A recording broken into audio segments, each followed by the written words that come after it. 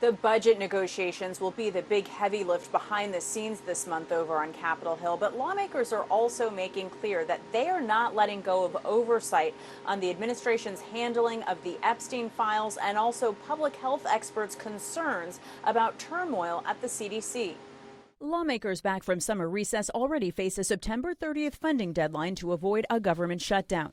Democratic leaders are calling for a bipartisan meeting and accuse Republicans of threatening to go at it alone. Under the Senate filibuster rules, Democratic votes are going to have to be at the table, but we have to get spending under control here in Washington to get this country back on track. There is a bipartisan push for more information and transparency around convicted sex offender Jeffrey Epstein and co-conspirator Ghislaine Maxwell. Today, the House Oversight Committee is scheduled to meet privately with survivors. And Wednesday, Kentucky Congressman Thomas Massie and California's Ro Khanna will hold a news conference with victims as they push for a bill requiring the Justice Department to release all documents related to the case. They will be telling their story, and they will be saying clearly to the American public that they want the release of the Epstein files for full closure on this matter. Following the Trump administration's shakeup at the CDC and firing of Director Susan Monteraz, there are also calls from both Republicans and Democrats for oversight and answers.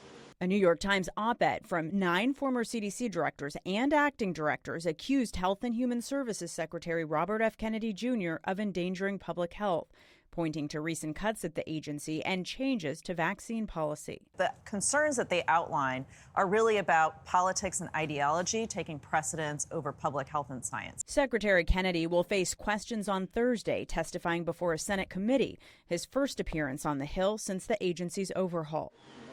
The administration's new COVID vaccine guidelines will also likely come up. And just this week, President Trump asked the drug companies that made the vaccines, like Pfizer, for more data on the success rate, citing disagreement over the drugs. The president, in a social media post, saying in part, with the CDC being ripped apart over the question, he wants the answers now.